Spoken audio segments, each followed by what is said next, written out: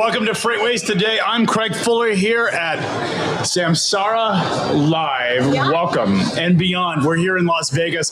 Julie, this feels like we're at the epicenter of American reindustrialization right here in Las Vegas. Obviously, just what's happening here in Vegas, the floor. We've got construction equipment over here. We've got a school bus. We've got, looks like a garbage waste truck. We've got 18-wheelers.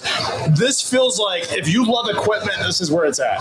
Yeah, first of all, the event is amazing, and it's huge. It's huge, Yeah. Absolutely. Thousands of people here. The Tech Expo is the room that we're sitting in, and it's incredibly cool to see the actual equipment and all of the people walking around and the technology and how it's evolving on all of this. Yeah, for from sure. A safety and AI and autonomous perspective, all of which we'll get to talk about today. It's amazing. I do feel like this is such an epicenter of so many things happening, and really, and we've got safety, we have optimization, we have operational efficiency. We're going to hear all about that on the show. We've got a fantastic lineup talking about the future, what it looks like, where it's headed, but we're also going to talk about the present. Some new technology, some new systems, some new products have come out that Samsara has introduced, and we're really excited to get into it. Julie, before we start, I think we have to talk about the market. Yes. I think the thing that's really interesting is that tender projections are up. We're at 17.3%, which we hit 16.5. June has not been a super bullish month. It's obviously been strong, but we haven't been ripping the way we were coming into the month. But it feels like we're right at that July 4th holiday pre-surge. We're going to see that over the next couple of days. I think so. I think that we know tender rejections are always a precede spot rates rising. I think next week spot rates will start going up. We'll see that end of month, end of quarter push. People getting all of their freight out before the holiday. Then we'll see a lag of drivers coming out of the house after the holiday where people sit. So it's always, this. I mean, it's always hard to get drivers to leave the holidays. And it was always when I was running dispatch, it was like, how many drivers can we get out the door? Because they're all wanting to hang out longer than the companies want them to. That's obviously a big concern for fleet operators that are getting into it. So it's just something that everyone's going to have to contend with. Beneficial that it's a Saturday, so hopefully they'll be ready to get come out That's of the house true. by Monday. But it always surprised me the holidays that you would think like Christmas, Thanksgiving, but really it was like the Super Bowl, Mother's Day, Halloween. It was different. Well, I think families, you got young kids. You've had young kids. I have young kids. Halloween is an important day. It's become an American holiday, but it's not, July 4th is obviously the American holiday. It's the 250th anniversary, and the World Cup is on, so there's lots of reasons for people to not come in. Yeah. We're going to get right back to it, and we'll have our first guest, and we'll be right back after these messages. Race car drivers like NASCAR champion Jesse Love are a lot like commercial drivers, pros. But even the best in the world still watch the tape to see what they missed and get better next time. So we created the Samsara Driving Coach. Great race, Jesse, but you were following too closely and you were speeding. Okay, you got me on that one. Samsara uses insights from millions of professional drivers to coach drivers in real time. Because even champions need a coach. Give me the keys.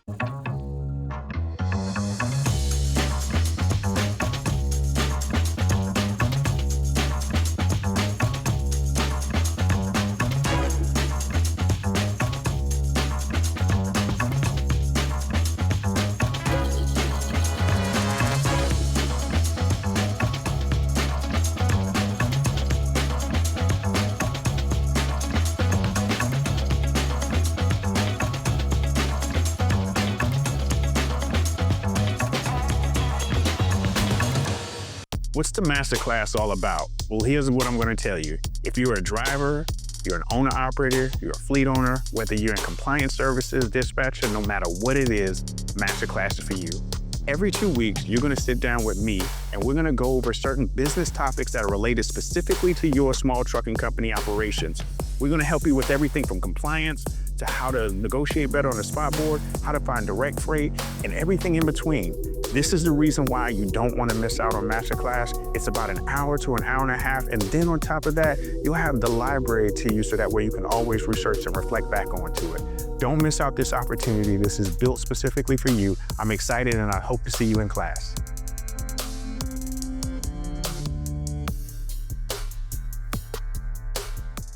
Imagine a world where your freight moves as fast as a digital pulse. What if your visibility didn't just tell you where a truck was, but exactly where it needed to be 48 hours from now?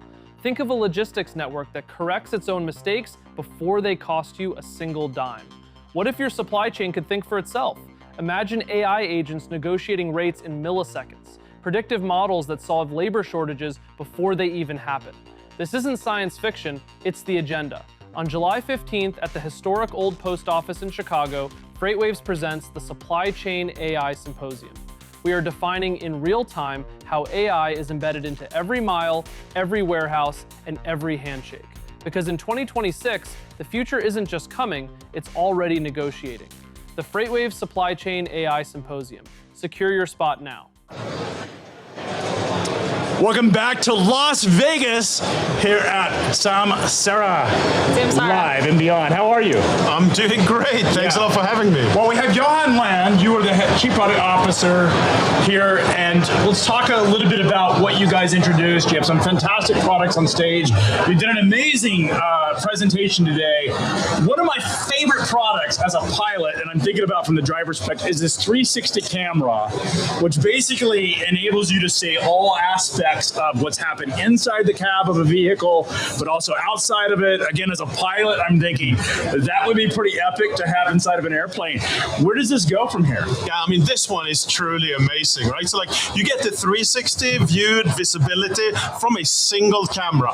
And the best thing is you can pan around and see and follow around and see what's actually happening out there. So this one we're really excited about. And we think that this like really changes. Yeah, it's tiny. It's tiny. It's just like a regular camera. And it stands up to the toughest environment, right? So you get like dust, sand, weather, whatever. Like you can mount it outdoors. This one, I'm psyched about it. Mount it outdoors. Yeah, exactly. So like, where would it go in the equipment? On the front of the vehicle? Yeah, it depends. Like in a forklift, you place it up in the corner. Like, but in open cab environments, it's perfectly fine. If you're out on a construction site, you got a lot of, if you've got a digger or something like that, where you've got an open, perhaps in an agriculture or a farm truck, tractor. Yeah, exactly. You get all kinds of stuff happening. Or like we're mounting it now in the tarmac on vehicles going there. And you got like baggages thrown around, so it gets hit by that. No problem. Like, yeah, we've seen the videos of baggages being thrown around. Everybody's worst nightmare is having their baggage thrown around. Exactly. But airports are a really big element of where you guys are going. You're doing a lot on airport. We've seen some of the incidents that have happened this year. Just driving compliance and safety is obviously foremost important in everything that you guys do. Also, just driving operational efficiency. Mm-hmm. One of the big questions, though, is driver sensitivity to these devices, because they are driving coaching. You've got a lot of coaching built into it. But how do you get drivers to sort of buy into having technology that is improving and monitoring their activity, but ultimately trying to improve their performance? Look, I had a driver, one of our customers. He had an accident, and when the customer showed up, the driver was in handcuffs, right? Blamed for that accident. They pulled the video, and that exonerated him. Handcuffs off. Wow. Now, those types of situations is what turns around the driver community. And what we see is that when drivers get used to it and they see the value, they won't drive without it. Like, this is a must-have. So that's the type of transition that we see teams and organizations go through. It's something like only 12% of accidents are actually drivers at fault. Yeah, exactly, especially commercial drivers. And proving that the driver did everything in their power to prevent these types of incidents, but also the coaching element, which is really important. One of the things that I think is very interesting that I picked up the last couple of days is most of the safety issues that happen is sort of this cohort of drivers and really coaching them because they want to do better. But oftentimes, maybe they didn't get the training in terms of best practices. Perhaps it's been some time since they've had training. really building in training modules and ways to really enhance them. How are you guys building that forward? Absolutely. Training is truly crucial. All drivers want to do great. The problem is that companies are struggling with having the bandwidth to train everyone. So the way we see this going and what we have available already now, and much of what we announced, is AI helping augment people and do some of the training for people, like some of the coaching. For example, like those drivers that are already safe or doing pretty well, they might need a little bit nudge in the right direction. AI can handle that. Whereas you have people and more expensive sort of interventions handled for the most and highest risk drivers. That's the way we see this really happening with AI. Now, go ahead. Sorry, Joe. So speaking of AI, let's talk about your AI Agent Studio a little bit and what you guys rolled out with that today. Yeah, exactly. So this one is also very exciting. So what this is about is that we put AI in the hands of customers, so you can type up exactly what you want an agent to do. Maybe you want it to help out when someone enters a certain area, announce something to them, gather some information, coach them, etc. But in the studio, you can effectively instruct the AI on what to do. It's a very empowering experience. Samsara is really been leading in terms of safety, focusing on it. But one of the other elements is operational efficiency. How are companies getting improvements as they implement the technology that really drives safety and compliance and training? How do they also see operational improvements that come out of it? Yeah, so we see this in a set of different things. Like fuel efficiency would be one example of that. Unnecessary idling or droughting in bad ways, or just driving in an inefficient fuel-wise way. It's like those types of things we detect using the AI as well as the integration into the vehicles, and then we help companies improve on that through coaching as well as interventions, and that just drives up the efficiency, and really strong ROI on that one specifically. Now, one of the things I was really impressed by is your tracking label, and the idea that this opens up in a brand new market in terms of expanding the TAM for the company. Tracking labels, which you can't even tell. I mean, cargo theft is a major issue. Yeah. It's a pervasive issue. It continues to explode. We talk about it quite frequently. But the idea that this tracking label can be put on a shipment on a box, nobody really knows it's there, but it enables customers to track it, and once it hits your mesh network, it's identified anywhere that any Samsara's device ends up getting picked up by. Yeah, I mean, this one also blows my mind, right? So this thing is thick like paper, right? And it lasts for 45 days. And the thing is that you just slap it onto something and you can track it.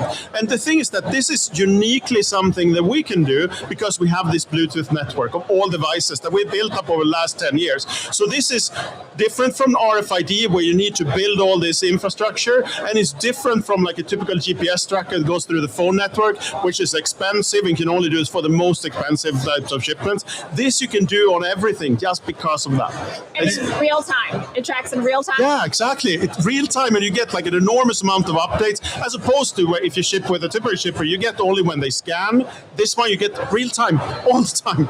Yeah, and the crazy part is the battery on this thing, Julie. It is the fact that there's a battery that for 45 days, what do you these even fit tracking that? labels, that's what is amazing is what I think I was shocked by is just how small things are getting. Yeah. You got these small tracking devices you can put on equipment, but the tracking label, I think, tells you how the world is getting smaller and smaller, these technologies are getting smaller, but the fact that this can hold a charge for 45 days is pretty insane. Yeah, no, it is. It blows my mind. It's but that's what we do, right? We look at the very forefront of technology, and then we bring this to our customers and following exactly what the problems of our customers are. We're just out there listening all day on what are the problems, looking at the technologies, and then combining it, right? To make sure that everyone can really get the latest.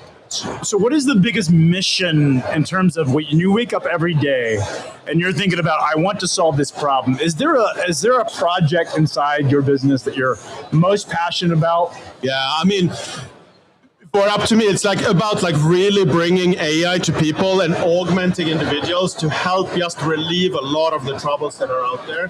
That's probably the one thing that I'm most passionate about, just inserting and bringing AI into operations.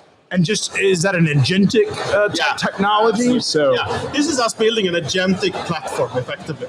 It's like a way, and this platform integrates into our customers' operations, is getting all the data in various ways, making that available, and then we have AI effectively analyzing that, extracting and drawing conclusions. That can be things like maybe there's a fault code that we've gotten from an integration into vehicle. Then we look at the fault code and we understand, what is this? Is this important? Looking at all the data, what does this fault code typically lead to? But then having agents taking action. Maybe this vehicle then needs to be scheduled for repair. Maybe we should call the repair shop. Right? So we do the full stack. So that's like that agentic platform is really, that's going to be really something. And I was just impressed with how broad the product portfolio has become from where you guys were a couple of years ago. ELD devices were at Driven, you have the camera technology, but you've continued to go much broader than just where you guys started. Yeah, and it's very simple, right? We just follow our customers, what their problems are, and then we help out with that. And that's why you see us branching into this. We're just being asked to do it, and then we do it. It's as simple as that. And what is the biggest challenge? Is it the size? Is it the cost of these things that tend to be challenging as you're thinking about production? Is it, the AI technology is just happening so quickly. Yeah. But when you're thinking about product development, what is the one thing that really creates the constraints? Yeah, I think it's probably around like ensuring that AI works inside the real world. Like that is functional for operations the way they are, and the messiness and all the deviations and things that are happening, that AI is creating value inside of that. And that requires you to go very deep in understanding what's actually happening on the ground, as well as understanding where AI is strong and what it needs, what is not as good at. So combining those to create real value that works in the real world, that's probably the hardest problem. So we can't be here and on the floor of this event in the Tech Expo without asking you about the Samsara Beyond event and the community of your vendors and your customers, and what that means to you personally and to your organization. This is the highlight of my year, so just seeing everyone, the bus here is amazing. It's like thousands of people here. This is the highlight of the year for me and for us as a company and for our customers, and in particular for the customers coming together and learning from each other. Because they know this the best. I feel like we're, I was opening the show talking about American reindustrialization, and it feels like as I walk through this exhibit hall, I feel like we're at the epicenter of that happening. AI data centers are being built. It's interesting because in logistics, we not only are benefiting from technology innovations around agentic and AI in general, we're also seeing the impact of what it means from a demand standpoint. How are you guys helping position the organization and the industry best to take advantage of these technologies? Yeah, I love that phrase, America's reindustrialization. That's great. And there's just so much creativity and capability and energy in our customers. So that's probably how we see ourselves fitting into that. Just enabling them wherever they have problems and empowering with the latest technology. And that's also what we see. When I look at what the customers do with our things, it's like an enormous leap forward. All right, so I want to take us into the future because I love where this is all headed. It's, again, just amazing to see the product lineup here. And anyone that's here that happens to be watching the show, go look at the amazing product lineup that you've got. Also, go to the website. What does the future look like 5 years from now when we come back to Beyond? What will we see? I think then we've truly connected the whole thing. I've envisioned a work site in the future where you have some autonomous things running around. You got all kinds of data that is coming in real time, and it all just fits together with humans in the loop on all of these things in an extremely efficient and safe way. That's sort of what I think that we will see here over the next few years, with AI being really integrated together with humans. Yeah, this is such an amazing. I love the physical world meets AI. Julie, I think as someone who loves equipment, I'm still a boy inside. I get to have the job, and I'm sure you do as well. I have a 7-year-old son, and I'm doing his dream job. What he thinks he wants to do when he's growing up, I get to do it. I'm sure you do as well. Yeah, no, exactly. It's like a toy store. Yeah. That's what it feels like. We have a garage nearby the office where we have all these toys set up, and it's just so great fun. The big heavy equipment, isn't that cool? That's awesome. Well, we'll be right back, right from Las Vegas. Come back and join us. Race car drivers like NASCAR champion Jesse Love are a lot like commercial drivers, pros. But even the best in the world still watch the tape to see what they missed and get better next time. So we created the Samsara driving coach. Great race, Jesse, but you were following too closely and you were speeding. Okay, you got me on that one. Samsara uses insights from millions of professional drivers to coach drivers in real time. Because even champions need a coach. Give me the keys. It's Samsara. It's Samsara. Sorry, I'm like, they're coaching me, and now I'm like tripped out about it.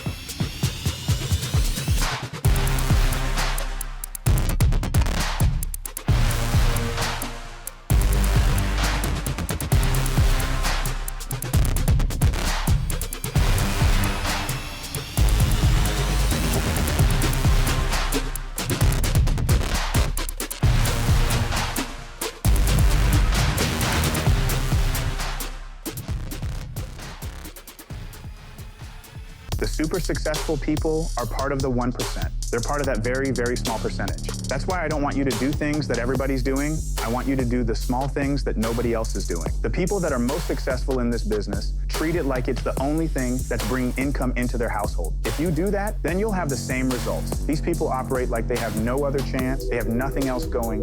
This is the only breadwinner that they have in play. I'm Adam Wingfield, and this is the FreightWaves Playbook. Become part of the 1%. Sign up for FreightWaves Playbook today.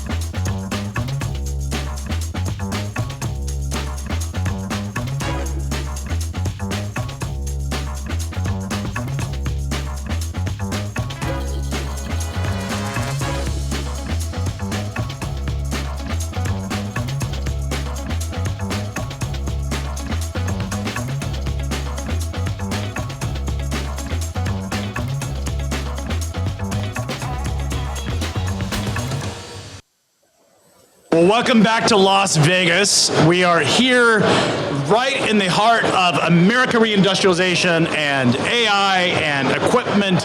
Julie, I got to tell you, I'm super pumped about the future. Yeah, well, this is your jam, first of all. I love equipment. I still have a 7-year-old boy inside me. Reindustrialization. We're going to talk about reindustrialization. That's your jam. We've got all this cool equipment around us. We're talking to smart people. Yeah, this is pretty great. It's really awesome. We're going to get into LTL because this is obviously what happens when we talk about reindustrialization. LTL is at the center of that. And with us, we have Michael Owings. He is the VP of IT Solutions for Southeastern Freight Lines. Welcome to FreightWaves Today. Thank you, Craig. Julie, thank you for having me. Yeah, we're super happy to have you. You've been at Southeastern for 26 years. That's a long tenure. Yes, sir. Being not only in for one company, but being in trucking and seeing technology evolve. That's right. When you start with the right company, the culture pulls you in. What I thought was going to be a building block of my career became my career. So I got to ask, because I came from a large trucking background, do you still operate green screens, AS400s inside the box? We still have some. We have some. I think that is the classic technology of most legacy trucking companies. The AS400 is the box that runs the operating system for a lot of it. But you've built a lot of technology on top of it. We have, and in many ways we've moved on, but we still have a lot of that legacy code. All database. A lot of work that needs to be put in There's place. nothing like an AS400. So stable. It's so stable. I mean, it's interesting. When I was in trucking, we would enter all these GUIs and devices, but all the old dogs still prefer the green screen. That was the way it was. In fact, if you knew all the different things. But that's not what we're here to talk about, green screens. We are talking about the future here at Beyond. I think it's fitting in terms of what we're seeing. We've seen a lot of agentic technology that's being teased and talked about, AI. What are you most excited about? I'm just excited about innovation. One of the things that brought Southeastern into this fold was an aging system with a previous provider. And so 5 years ago, I came to the first conference here. that decided 2 weeks later, we signed a contract. We said, this company's different. They innovate. They're investing in the future. And they have not stopped. Every year we come to the conference, we see more and more of what they're investing in, and we're excited about it. What is it about? There's been a lot of technologies, ELD devices, sort of with the OG technology, but now we're moving to much more connected vehicles and connected operations. What about this specific package operating system are you most excited about? Well, I'll say that for a large company, you have to be connected, right? Data has to be available both in the platform as well as out. So a new startup, they may use every bit of the platform and love it. With an existing company, you're going to plug and play and expect that to talk well with your system. It can't exist in a silo. Data has to be available at all times. And we've seen that. It has been for us. I've been very excited about that. So Samsara has got a lot of new technology that they teased on stage. That's right. Anything that you're like, this is incredible, that you are really surprised by or perhaps really excited about? Well, I'm happy with what we have, but seeing some of the new things, I was particularly struck by the 360 camera. It's cool. Me too. It's so cool. I want one. That was really cool. I'm a pilot, and I'm like, man, imagine what I could do with that. Now, I'm using it for very different purposes. Sure. I think this 360 camera is absolutely the coolest thing I saw today. Yeah, I can imagine that on forklifts on the dock. So at any point in time, you could look to see what dock workers doing, and there's a lot of. Do you see them going into the cab as well, or is it really dock as you're thinking about it? I'm thinking dock, because right now we're still in that gray space where we don't have driver-facing cameras. We only have forward-facing. And although a lot of people see benefit of going both ways, forward and driver-facing, there's still that perception of big brothers watching. Well, I think drivers are very Drivers have a hard time. apprehensive. One of the things that I think I picked up is just the coaching and the idea that you have this effectively ride-along coach that's there with you, but it's hard if you don't have the driver-facing to get that coaching. And I think the industry will get there. I think for some companies like my own, though, our ownership probably won't push us in that direction until it's federally mandated. And until then, they're going to be like, we want our drivers happy. We're not going to put a camera in their face. I can only imagine the comments on X right now about driver-facing cameras. They love them. They loved it. It's one of their favorite things to love. So how do you guys marry that technology of building a relationship, coaching your drivers with people, but also using that technology to continue to make it better, more efficient? Yeah, so our safety specialists, they get notifications in their inbox, and some of it is absolutely followed up on a one-to-one basis. Others, we use nudges and things like that in the cab. But really, we put the burden of accountability on the safety specialist. They have to decide which ones actually require follow-up, which don't. So I can see a point in time where we automate more of that than we do, and we have made incremental steps in that direction. But right now, it's still very, very manual. Yeah. You've been coming to Beyond for years. Yes. Go back to a couple years ago when you first came here. What does the evolution of the technology look like over that time? 5 years ago, as I mentioned, we were not a customer yet. We became a customer shortly thereafter. We were very impressed with what we saw from an ELD perspective. It was just head and heels above what we came from. And taken to an extra step there, we had never had a camera on board before, besides collision mitigation. And so having that ability to see forward-facing video at any time for any driver, that was just head and heels above what we had. Super excited about that, and we enjoyed that so much that we later added asset gateways to our network. So we have 3,200 tractors with vehicle gateways and cameras, and then 12,000 trailers that are now tracked as well with AGs. So it gives us visibility we've never had before. So tell us more about that, how that works in your operation. How did you guys successfully implement it for other people that might be thinking that it could be an advantage for them as well? Yeah, there's a lot of confusion at times about, hey, you need to go get the trailer 1, 2, 3. Where is it? Where is it on the lot? And sometimes it takes driving around forever, and then they say, never mind, just get a different trailer. If it's an And empty then or the whatever. drivers are so frustrated. And so our users in the platform love to be able to point and say, here's your trailer, it's right here. And we're actually about to push to our drivers an application that uses Samsara data that says find my trailer. Before they're dispatched, they hit a button. It's going to tell them where they can go pick it up on the lot. Super excited about that. And that's on the verge of going live now. So. That will be, I mean, especially as the market continues to get tighter, it's harder to retain and harder to recruit drivers. Anything you can do to lessen their frustration. And looking for a trailer is like one of the number one things that frustrates them, or having to Bob tell and it someone. Shouldn't be that hard. That should help so much with friction. That's amazing.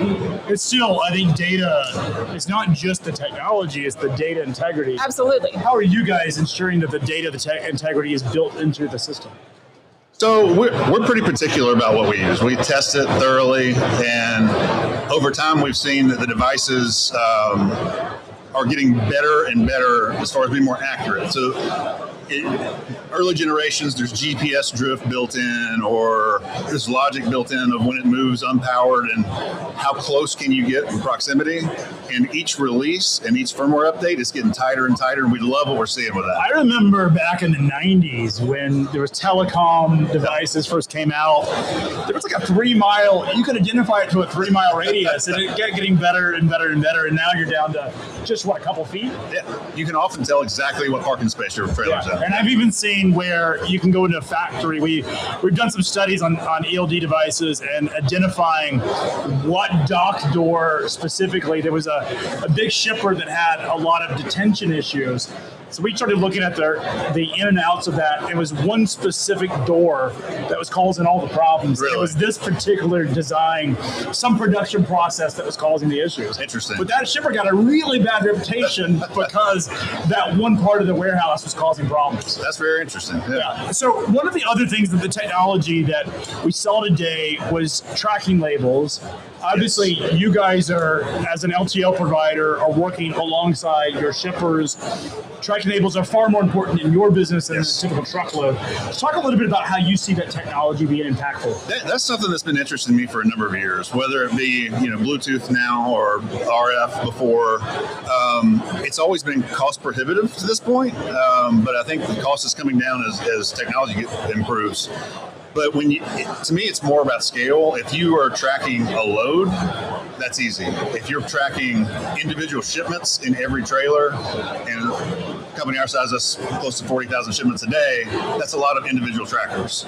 And so you want it to be able to be priced correctly so that you can scale with it. And is that a pitch on the cost? Perhaps, yeah. But the great thing is the technology is getting so, the thing about technology is it gets cheaper and cheaper over time. As companies innovate, typically on the front end, it's more expensive. It does come down. Right. One of the things I was shocked about is the fact that the batteries are 45 days. Yeah. That is absolutely insane that you can have this printed label. You'll never know that there's a device in it or embedded in it, but it still has this crazy long battery life. Yeah. That's pretty cool. And I see a lot of benefit of it, but to Samsara's benefit, they already make the data available. So we're tracking where every trailer is. And so our own system associates every piece of freight with that. So we have a pretty good feel where the freight is today. Now, that doesn't mean something doesn't get misrouted. Yeah, misrouting is a problem. Cargo theft If you had an individual tracker per piece of freight, you'd find that misrouted freight much more quickly. So would this be a technology that your customers and your shippers would go buy and then use you, because you have the operating system built into your trucks, into your equipment on the dock? Or is this something that you guys would take the lead and actually do? So it could be either one. I've thought about that. After seeing this morning, I'm like, what would we do? Would we offer it to customers so that they can literally see where their freight is at all times? There's good and bad in that. Yeah. But for us, again, you sometimes have misrouted freight. You may have a single shipment that's 4 different pallets, 3 end up here, and 1 goes to no man's land, and it takes you a few days to find it. Yeah.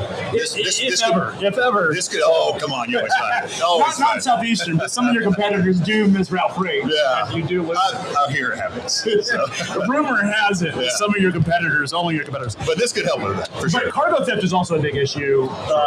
Freight theft, fraud, big issue. How are you guys really working on that problem internally? What are best practices that you see as it relates to technology?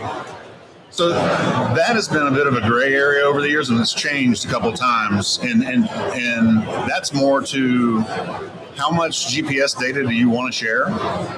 So if you, back to the tracking a piece of freight, if you want a customer to know where that freight is every second of the day, you do open yourself up. Some of the wrong people can know where it is too. Well, that's the problem. Like, So it's you an have arms to- race. guardrails. The criminals are getting smarter and smarter. Yes. They only have to be right once. Or what's the old adage? You got to protect 100%. They only have to be right once. That's right. And that's the issue. But what are the things that sort of best practices that companies should do? Someone that's in a similar role at another company, what do you think is best practice for really mitigating cargo theft? That's not my wheelhouse. I'd be making it up if I gave you an answer here. I really don't have a good answer to that one. Is there any technology that you're really excited about, you think that really mitigates it? I'd defer to our safety team. I don't have a good answer there, unfortunately. All right, so if you think about specific opportunities or issues that are top of mind for you within your organization that you'd be willing to share, and then how you're using technology to solve those, that would be awesome. I think Samsara has been great in that it's not just a platform. It's not, you don't have to go into the platform to get every answer because it's integrated in our system. It flows with everything else we have. And that, to me, that's the most important thing because you want to be able to, if we wanted to plug in Samsara for three more things, we could turn it on because it would flow as well. That's exciting. So integration. Yeah. Integrations 100%. Yes. So Mario, I'd be remiss, and you may not want to answer this, but the Great Freight Recession looks like it's coming out of recovery. How are you guys thinking about, did you make a substantial amount of investments during the recession? Did you guys pull back on technology investing? And are you thinking differently about CapEx this year? We're taking a closer look at it for sure. I wouldn't say we pulled much back. We felt like for 9 months, we're about to come out of this. Everybody, by the way, fingers crossed. I got it wrong. I did rest in peace, Great Freight Recession. Totally lived that one down in 24. But this year, it does feel like things are ripping. Well, I don't know our tonnage, but our freight bills per day has definitely jumped up, and it seems to be sustained. So I feel like we're on the other side of it. Now, does that make your life easier when you go and talk about investing? Is it with the executives, the CFO is happier because look, it's been a miserable market for a couple of years, and a lot of companies, it felt like at one point we were never going to. Everyone who's been around freight knows that this is a cycle, but it did feel like at the bottom of it, you're like, man, is this ever going to end? It stretched a little longer than we would have all liked, but again, I feel like we're through it. I really do. In your region of the country, yes. We talk about reindustrialization right here. It's really feels like we're at the epicenter of what's happening around the country with reindustrialization. The South has been one of the major beneficiaries of growth. How does that position you guys well for the future? I mean, the South is growing. Yeah, we're in a 13-state region, and if you look at the largest growing cities across the U.S., we have quite a few of them. Yeah. And when freight was down, even though we're growing, you know that that's setting you up for future growth. Yeah. Because once the freight's back, it's a much larger. You guys are in a great position. I think something like 70% of the job growth is at Texas over to. Right. I think it goes up to. Texas is huge. I mean, Texas is huge. It's growing, but so is places like Tennessee, Georgia. The Carolinas are on fire. Yeah. I grew up, as a Chattanooga native, and the South was sort of a backwater in the 80s. Like, if you were like, hey, you live in the South, it no longer is that way. Now it's booming. Everyone wants to move into the Carolinas. Into Tennessee. It's really happening. Yeah, I love being there. It's amazing. Yeah. So what are you most excited about? Anything that you're particularly excited about today? I was excited about the keynote, honestly. That was very cool. We talked about the labels. We talked about the 360 camera. Those two just shine to me. We need to figure out how to get the 360 label on my airplane, Julie. The camera. The camera. I love. Sorry, the 360 we need to figure out how camera. to just be able to show it on here. I know. So cool. Getting some B-roll. It is absolutely one of the coolest technologies that I've seen introduced in physical technologies that's here. Yeah. When my kids start driving, I want one of those in their car. Well, we're going to be right back from Vegas. We'll continue on our conversation with some of the leaders in the industry. Stay with us. It's National Safety Month, which makes this a great time to ask how your fleet can prevent more accidents. Samsara AI detects risks in real time, giving teams more visibility into what's happening on the road and more context to coach drivers before risky moments become incidents. Fleets using Samsara Complete AI Safety Solution have reduced crash rates by nearly 75%. See the data behind the results in the Samsara Safety Report at samsara.com/freightwaves. Race car drivers like NASCAR champion Jesse Love are a lot like commercial drivers, pros. But even the best in the world still watch the tape to see what they missed and get better next time. So we created the Samsara Driving Coach. Great race, Jesse, but you were following too closely and you were speeding. Okay, you got me on that one. Samsara uses insights from millions of professional drivers to coach drivers in real time. Because even champions need a coach. Give me the keys.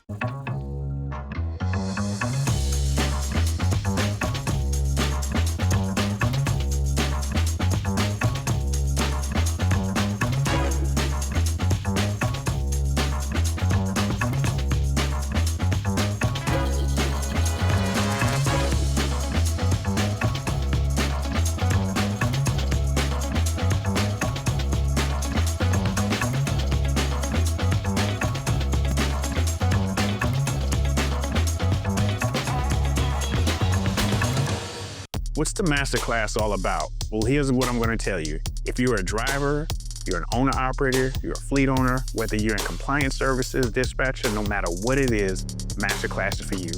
Every 2 weeks, you're going to sit down with me and we're going to go over certain business topics that are related specifically to your small trucking company operations. We're going to help you with everything from compliance to how to negotiate better on the spot board, how to find direct freight, and everything in between. This is the reason why you don't want to miss out on Masterclass. It's about an hour to an hour and a half, and then on top of that, you'll have the library to you so that way you can always research and reflect back onto it. Don't miss out this opportunity. This is built specifically for you. I'm excited and I hope to see you in class.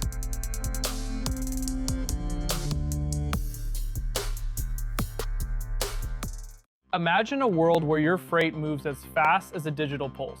What if your visibility didn't just tell you where a truck was, but exactly where it needed to be 48 hours from now? Think of a logistics network that corrects its own mistakes before they cost you a single dime. What if your supply chain could think for itself? Imagine AI agents negotiating rates in milliseconds, predictive models that solve labor shortages before they even happen. This isn't science fiction, it's the agenda. On July 15th at the historic Old Post Office in Chicago, FreightWaves presents the Supply Chain AI Symposium. We are defining in real time how AI is embedded into every mile, every warehouse, and every handshake. Because in 2026, the future isn't just coming, it's already negotiating. The FreightWaves Supply Chain AI Symposium. Secure your spot now. All right, welcome back. We are again live here at the Samsara Beyond event in Las Vegas, and we are joined now by Angie Acocella. We are going to talk about the freight market. We are going to talk about her publication on the state of practice of digital technologies and tech and what's going on in this cool event. So thanks for being here. Yeah, thanks for having me. So let's talk a little bit before we get started, because the audience wants to know, what is the state of the freight market right now? Yeah. So we are now fully out of the last 4 years of a soft market, right? We have seen a lot of indicators that we are now going into this new tight market, which I know for the last year, we've all been thinking about when is that going to happen. We are currently in the new market. And when do you think that started from your perspective? What does your data say? Yeah, from the last, I would say 4 months or so. So from the springtime, we were really seeing those indicators start to go up, and now they're staying up, right? So that's where we know that we've been in this market. And the big question that I think, or call it debate, is how much of this is driven by lack of capacity and supply versus demand? Yeah, so I think this is probably the first time in a long time where it's become from a capacity side. We're seeing so many indicators of either carriers going out of the market, or carriers that are not able to find the drivers that they need because of the regulations that have been coming in, right? All of those things where, in the past it's typically been demand driven. We see a much stronger economy, so people are buying more and we see more demand. Here we're actually seeing the supply side be the main indicator. Do you also think that we are going to start to see a pickup in demand. We have a lot of shippers ask us, like, when is that coming? We think that the manufacturing and industrial economy being strong is a precursor to that, but what do you think? Yeah, I think it is. I think the biggest thing has been all the uncertainty on the demand side. So the tariffs for the past couple of years that have delayed the demand side. Now that there's a little bit more certainty around what can the administration actually do, what can't they, where are there going to be guardrails around that, that's allowing companies to have a little bit more certainty about what they're doing, and so that'll add the demand. Angie, do you think that the reindustrialization or the driving of call it the reemergence of industrialization, is really driven by pent-up CapEx demand that was sort of held on the sidelines, or do you think there's something else going on? I think, and maybe we can get into this a little bit, I think this boom in digital technologies and how can we actually have a more efficient supply chain, a more efficient transportation, I think that's a big piece of companies starting to open their eyes a little bit about, well, what can we actually do and how can we do things more cost effectively? Yeah, I mean, I feel like as I'm walking through here, I'm seeing these big contracting displays. I'm seeing the future of school buses, waste management truck. It feels like we're at the sort of where American reindustrialization is actually taking place. This is a feature of it. And of course, AI is built in all of this. You've come to this event specifically to check out technologies, but to also continue to expand your understanding of what's happening. How would you describe what you're seeing right now on the ground here in Vegas?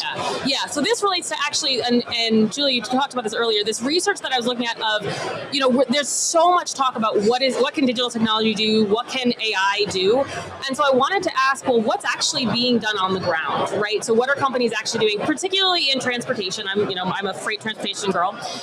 And so what I wanted to look at was, I interviewed a number of practitioners from different industries, from different, fleet owners to outsourced 3PLs, 4PLs, data service providers, and trying to understand what's being done. And I think the biggest thing is that the data quality, the data integration, the data aggregation is the biggest bottleneck. So we see all sorts of things that can happen, right?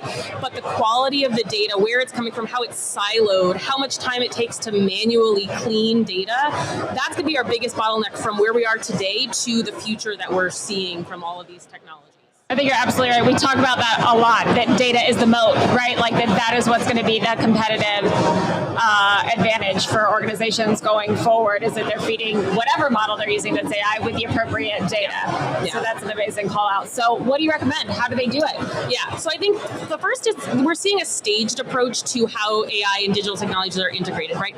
From a solution-oriented kind of what's the problem that we have, what's a solution for that versus, an end-to-end type of solution. I think the other thing that I've heard a lot in my interviews is that these AI technologies in particular, they are really good at answering questions that we know to ask already, right? So I know I need to look at, which carriers are not performing well, what lanes are underutilized, things like that.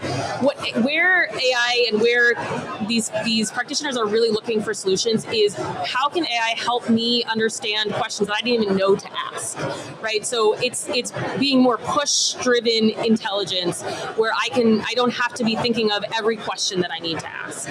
So one of the things that a lot of folks about AI is they spend a lot of money, and it feels as if, or at least company reports as, they're not getting the ROIs that they want. Yeah. Where are the most successful applications and investments coming from? Yeah, totally.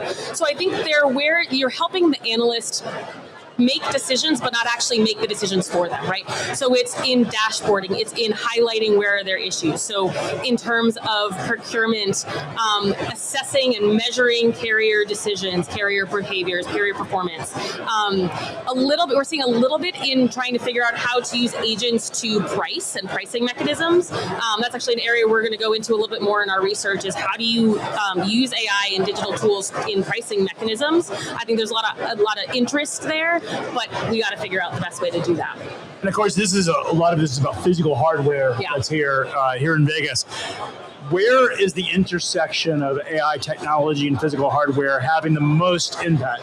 Yeah, I think in visualization and traceability, I think Samsara talked about this earlier today about knowing where your freight is, knowing where your fleet is, having analytics on your, what's leading to detention or lateness, things like that. So I think the integration of like in the cab to then pull out some insights is really interesting. And of course, safety is top of mind. Safety. Everybody's thinking about the fact that they want their drivers to be safe, but you have this friction point between we talked about it earlier with Southeastern Freight Lines, is this idea that drivers, we were talking about the coolest technology I think here is the 360 camera. Yeah, that was It's really awesome. Great. I think the question is, how do you balance the driver's quality of life, their concerns about privacy with the technology and ensuring the most safe implementation? Right, because the technology is there to help them, but there's also this element of, I don't want to be on camera all the time,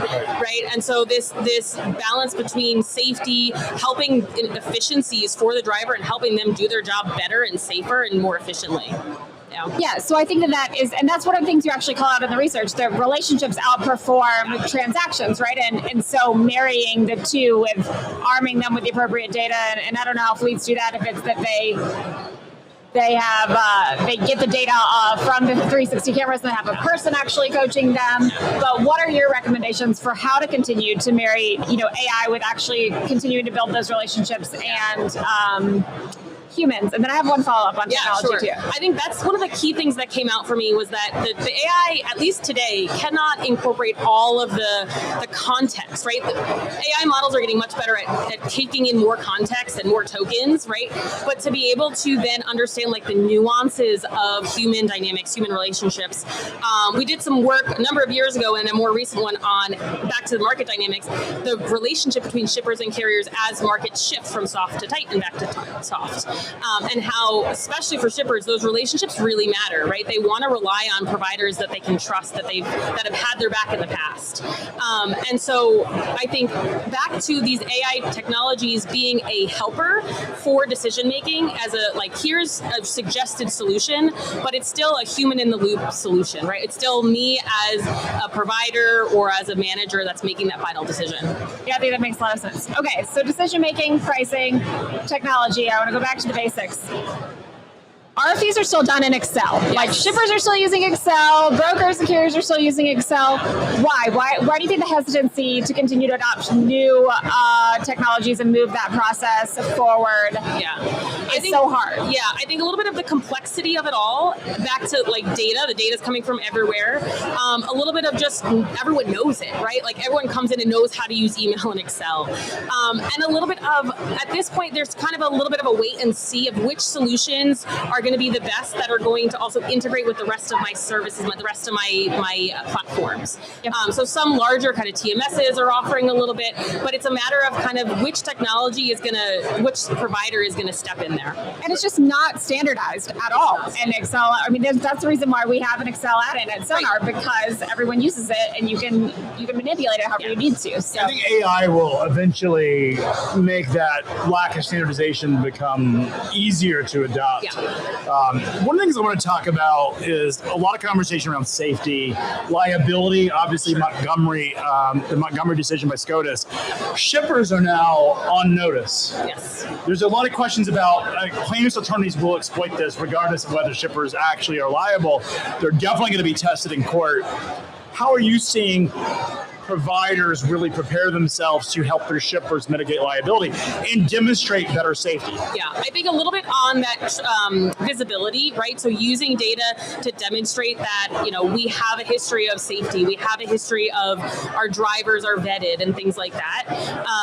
And again, using data to be able to demonstrate this is a strong relationship. So when I say a relationship in shipper carrier dynamics, I mean, does my provider or my customer know my business really well and know what I need?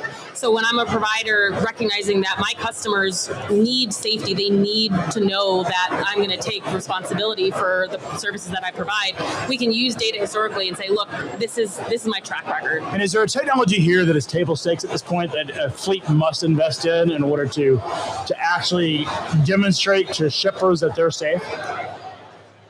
You're putting me on the spot here. Just name and technology. I wouldn't say there's one in particular. I'm also kind of the wait and see of like, let's see who. I think there's going to be a little bit of an aggregation of the providers. Right now, there's a lot, right? And so I think we need maybe another year to see who are the main players, and there's going to be a little bit of aggregation of providers. Lots of technology. It does feel like we're on the cusp of so many things that are cool, right at the depths of it. Things are getting smaller, by the way, which is absolutely cool and so much more useful. We'll be right back from Las Vegas. Stay with us.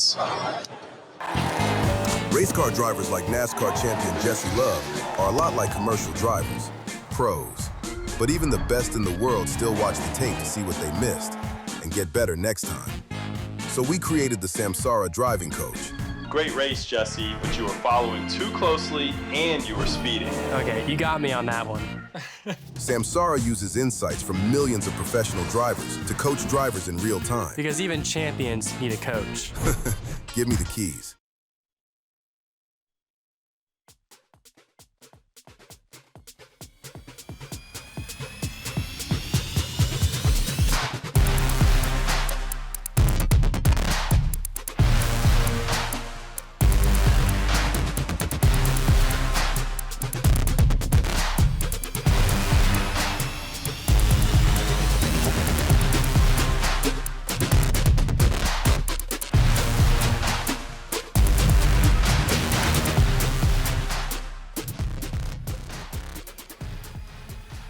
The super successful people are part of the 1%. They're part of that very, very small percentage. That's why I don't want you to do things that everybody's doing. I want you to do the small things that nobody else is doing. The people that are most successful in this business treat it like it's the only thing that's bringing income into their household. If you do that, then you'll have the same results. These people operate like they have no other chance. They have nothing else going.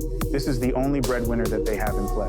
I'm Adam Wingfield, and this is the FreightWaves Playbook. Become part of the 1%. Sign up for FreightWaves Playbook today.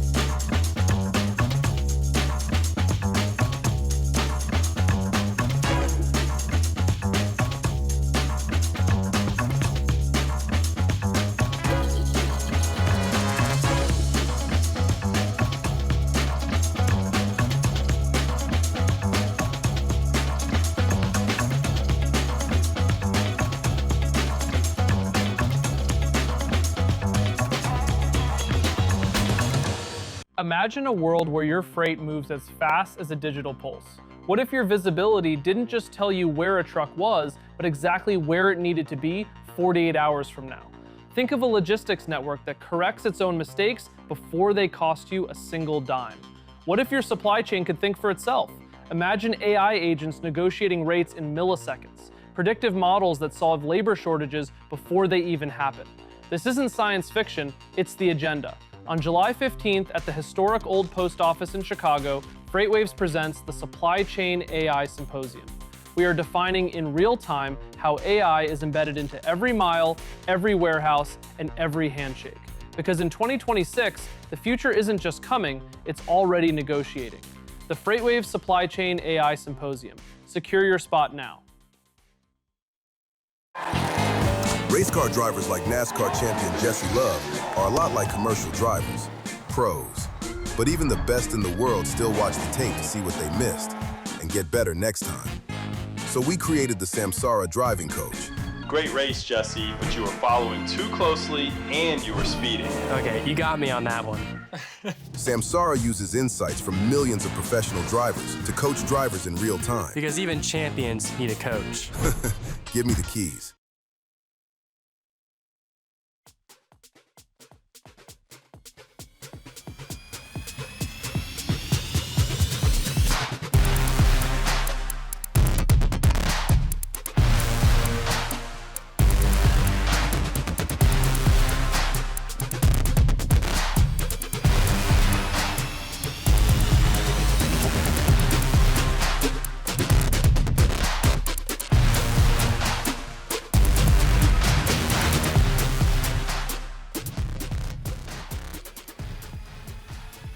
Super successful people are part of the 1%. They're part of that very, very small percentage. That's why I don't want you to do things that everybody's doing. I want you to do the small things that nobody else is doing. The people that are most successful in this business treat it like it's the only thing that's bringing income into their household. If you do that, then you'll have the same results. These people operate like they have no other chance. They have nothing else going.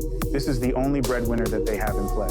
I'm Adam Wingfield, and this is the FreightWaves Playbook. Become part of the 1%. Sign up for FreightWaves Playbook today.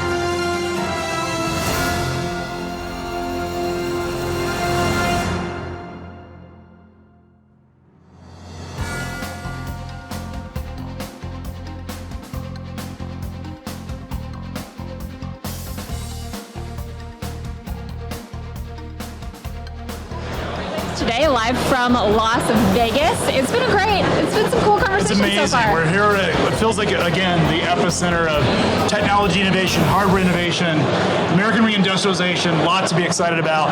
Look, I think it's fitting. You know, a couple weeks ago, we had Webb Estes up, who was our first guest ever from FreightWaves Today. It was, yeah. And here we're going to bring it into the technology side. We have Todd Florence. He's the Chief Information Officer of Estes. Todd, welcome to FreightWaves Today. Thanks for having me. Live from Las Vegas. What are you here looking to do? So a lot of what we're doing here is building on that partnership that we have with Samsara, like looking at connected vehicles. How can we improve safety? How can we improve efficiency? How do we leverage that partnership better as we kind of try to improve everything in the transportation space? Yeah, I mean, so many things are happening. I've got to ask, because I ask everybody this. What are you thinking about the freight market right now? Oh, the freight market right now is a bit crazy.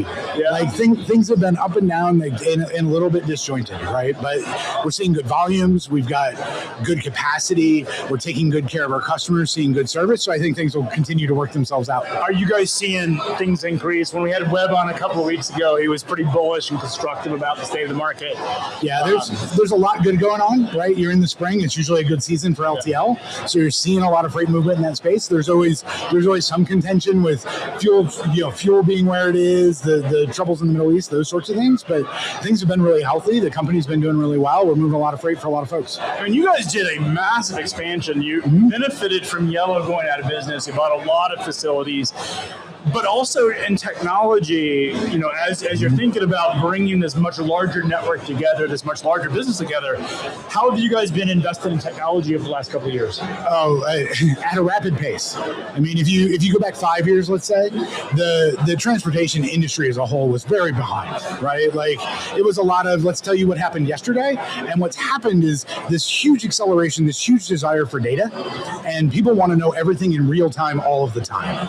So tons of investment in building systems together to improve the trust and transparency across the freight ecosystem so that we can provide data in real time. Like if you order things at home, you expect to know where it is, when it's going to be there, all those sorts of things. But that exists across the entire B2B, B2C supply chain, and you've seen massive investments going into that space, not only locally for us, but across the industry. And what is it, in terms of these investments, so much of technology is bled out in the bleeding edge. Everybody who runs a large company has made investments that haven't given the returns. What is the technology that you're most bullish about in terms of what could actually do to change the way you operate your business?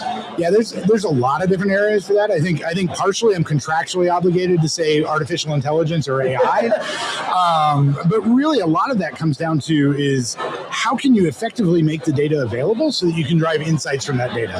Whether it's old school machine learning, doing route efficiency and equipment efficiency, to the more generative AI, improving those back and forth and experiences.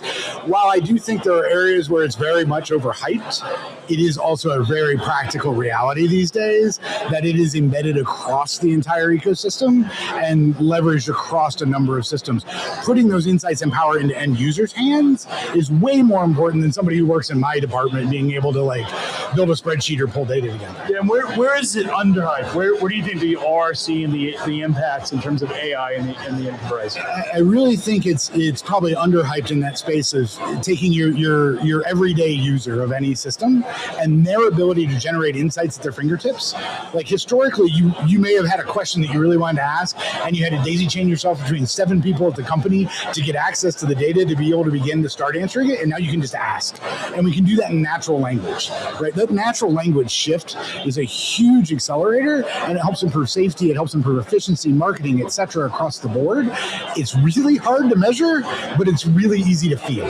One of the big use cases I've seen for AI is you have all this data flowing through your business. You've got sensors and devices, and you're monitoring everything from what's happening on the dock, what's happening to trucks, what's happening to create safety, the J-bus, all of this data that's flowing. Oftentimes, companies just are overwhelmed with how to map that and visualize it. It seems like AI is actually one of the primary use cases, or best use cases today, is this visualization layer.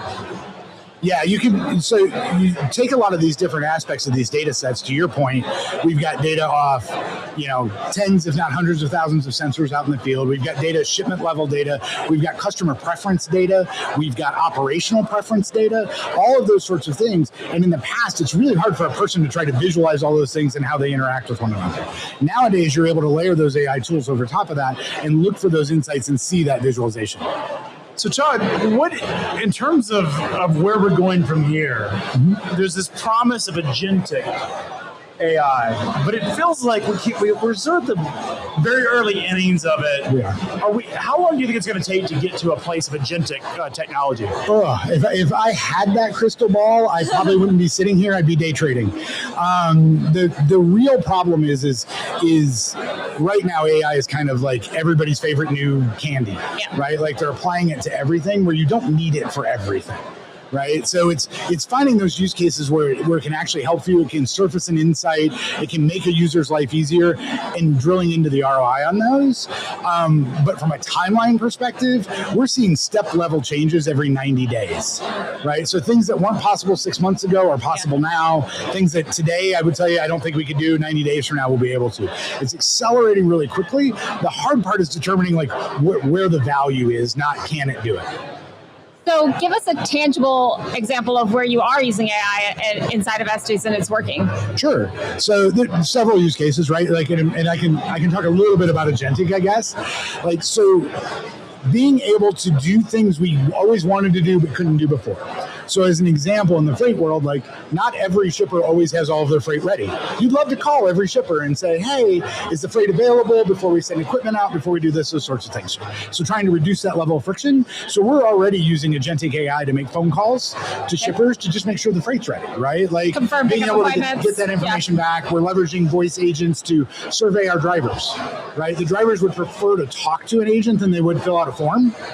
So we're getting much richer survey data back from our drivers about how to improve their day-to-day experience by leveraging voice agents to have that conversation. That's such a great idea because they can actually, if they're hands-free, do it while they're driving instead of stop to fill out a form, right? Exactly. And then one of the other places, right? Everybody loves email. Right? Well, agents don't mind email, and they can go through, summarize, categorize, and help move some of those channels. So instead of trying to force our customers or our employees into a channel that they don't want to be in, so API or EDI or whatever that channel is, we can allow them to operate with us in whatever channel they want and leverage the AI to make that efficient. That's very cool. How are the drivers reacting to the AI agents doing the surveys? Like, have there been any comments about why is it AI instead of an actual person? Like, have there been any? No, we haven't really gotten any of that, and I may be off a few percentage points in either direction, but I believe in our last survey 85% of the drivers surveyed said that they would take a voice agent survey again. As opposed to like when you give them paper surveys, let me just say the number's never anywhere near 85%. So they're happy to have the opportunity to give their feedback. Yeah, That's great. And I think at some level they do enjoy the interaction while they're like sitting idle or in the cab when it's in a safe space. They feel heard. I think that's always the important thing. So Todd, you've been in freight since 2020, which I think we had 2 cycles in 2020. We had the upcycle, the crash, and then the recovery. You've been really, since the majority of your career has been the freight recession. Gotta ask, what has been the most surprising thing when you joined Estes and just joined the trucking industry back in 2020? What have you been most surprised by? So I would say a couple of things, Craig. One is, to be fair, coming into it from the outside, having worked in financial services and insurance and those areas, I'm like, I'll be honest, I was probably a little arrogant. And I was like, how complicated can this be? It's wonderfully fascinating. It's wonderfully complicated. I love the ability to work with all of our employees and really make an impactful difference on people's lives.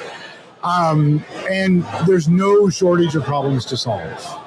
Right. So the ability to like work and take something that is and has been historically a commodity and make it feel very personal and user based and improve people's lives has been a lot more fulfilling than I anticipated it to be. What do you think? Sucks you right in. What do you think? It gets diesel in your blood, Yes, right? the industry You have diesel in your sucks blood. you in. You're not Exactly. leaving. No, I'm not going anywhere. It's Hotel California. You can check in, but you can never check out. That's the problem. That's right. The idea that you wrote a white paper, innovation is for everyone. Yep. What exactly were you trying to say in that white paper? So there's in that concept, right? Like, sure, there are top-down innovation initiatives, these big swings, those sorts of things. But really, at the end of the day, what we're trying to do is make shipping frictionless, right? And the full statement that I put out is make shipping frictionless for our employees and our customers. Take care of our people, they can take care of our customers. In that, the only way to drive true innovation across a large enterprise is to get that bottom up. Like, I want to hear from our folks. I meet with our people all the time. We've rolled out citizen development programs because the best ideas come from the people that are dealing with the friction. Yeah. Like, I can sit in my office. My job's easy. Like, I sit in an office and I make decisions and I do that kind of stuff. I'm not moving freight every day. I want to hear from the folks that are moving freight every day and tell me what's going to make their life easier. So what was the most befuddling thing? You're like, this can't be the case, and you found out it was when you got into the industry. That really just shocked you. Our inability to get to a standard bill of lading. That really, and that's just scratching the surface. Yeah, but we even talking like, about EDI. No, like, well, and EDI exists everywhere, right? Like, so we've gotten to that spot where I just separate the channel from the message. Yeah. If I can give you the same answer, I honestly don't care what channel you use.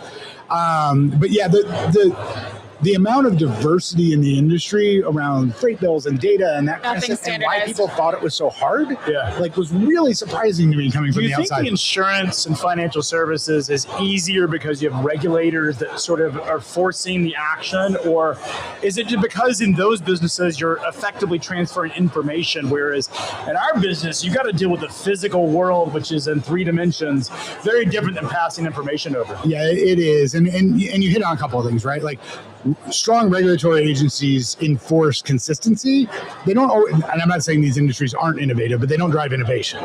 So that consistency helps with that data transfer, absolutely. I think the other thing that happened in the freight industry is people thought of it as a commodity and they thought of it as moving things. And what we've seen over the last 5 or 6 years, the data and the information about the freight is as important, if not in some cases more important, than the physical freight itself.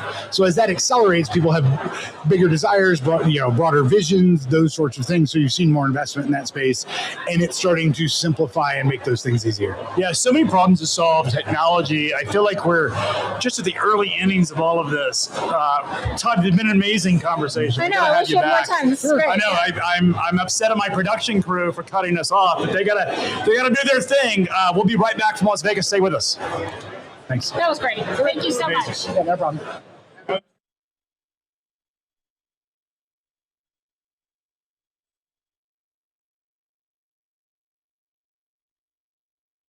We created the Samsara driving coach.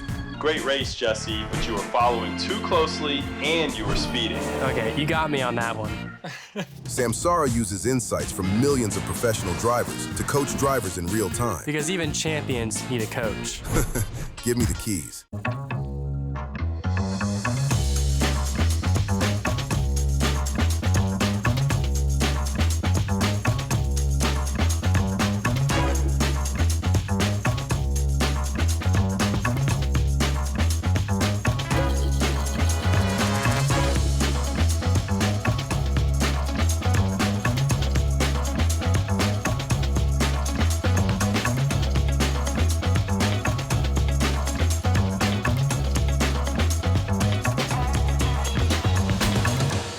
What's the masterclass all about? Well, here's what I'm going to tell you. If you're a driver, you're an owner-operator, you're a fleet owner, whether you're in compliance services, dispatcher, no matter what it is, masterclass is for you. Every 2 weeks, you're going to sit down with me and we're going to go over certain business topics that are related specifically to your small trucking company operations. We're going to help you with everything from compliance to how to negotiate better on the spot board, how to find direct freight, and everything in between. This is the reason why you don't want to miss out on Masterclass. It's about an hour to an hour and a half, and then on top of that, you'll have the library to you so that way you can always research and reflect back onto it. Don't miss out this opportunity. This is built specifically for you. I'm excited and I hope to see you in class.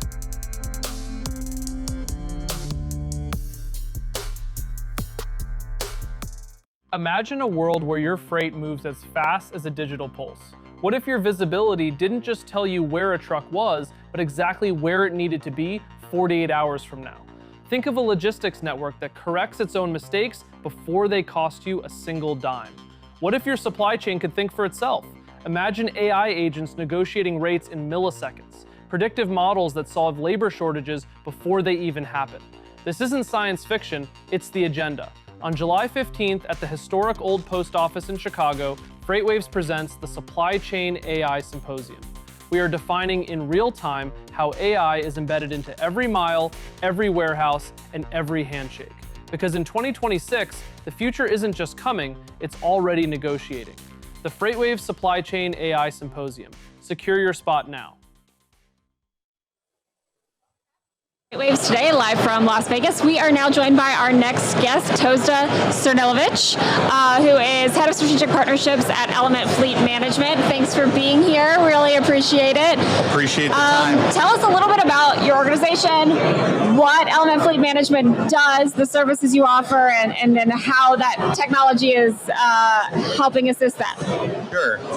Thank you for the invite here. Element Fleet is a fleet management company, so we manage the entire life cycle of the vehicle, from helping procure and purchase vehicles up front to manage everything that happens during the life of the vehicle and then selling it on the back end. And we've partnered with Samsara over the past year. Samsara provides a lot of real-time data for us that helps us make more intelligent decisions with the fleets that we manage. So I'm sorry. Go ahead. How does that connected vehicle, the data that you're able to procure, wrangle, use, help with that fleet management? Does it help, not only with cost and efficiency, does it help with like predictive maintenance? What do you guys use it for that's most beneficial? Yeah, so if you simplify people driving vehicles or large amounts of vehicles, fleets, you start getting economies of scale. You're operating 1,000 units. You really, all the things that happen on that vehicle are siloed into operating teams on our side. That could be maintenance. The vehicle could get into an accident. The vehicle needs fuel, and all those individual ops groups rely on data, right? And traditionally, you're kind of managing it with a credit card instrument, and we're managing cost. And what Samsara has really brought to the table and changed the game tremendously in the past 5 to 10 years is this concept of better data, right? Real-time data, so we're able to act on diagnostic codes within the maintenance work stream to understand that, hey, yes, this gentleman brought a vehicle in just for a PM or a oil change, but these two items are also showing up. You should take a look at these two items as well. So that's really making it, it's turned fleet management really from a reactive industry into a lot more proactive and bring a lot more value to our customers. How has that changed your business specifically? As you add better data, you're able to prevent maintenance. Has that enabled you guys to launch new products, new offerings? Oh my, yeah. We're thinking of things a lot differently with data, right? Like we are launching, we're constantly thinking of the digitized community and kind of Element mobility. We're more of a mobility player than a traditional like fleet management company. But it's really shaping how we go to market with everything. I'm trying to think of, if you look at like even the maintenance product, right? Like when we're thinking about, hey, how do we traditionally, like where can our teams help? We kind of got boots on the ground when it comes to maintenance. if someone fills out a DVIR form, Samsara does these DVIR forms electronically, and they go to somebody, right? There's a ton of data that you still need to act on to make it useful. Our teams can act on that now instantly. So that DVIR form, there's 4 fields that trigger, hey, this vehicle needs to be taken out of service. It's a safety issue, and we want to get it repaired as soon as possible. Our teams can actually make the phone calls, get that vehicle into a repair shop, get it out of the repair shop and back in service quickly. It's great that the data's there, but someone needs to act on the data, and I feel like we take the role of acting on that data. And that it's real-time data that allows you to do that in a timely and efficient manner is, correct, I'm sure, incredibly valuable. Yeah, very valuable. So what is it that you think that you guys do best? Where are you leveraging technology best to serve your clients?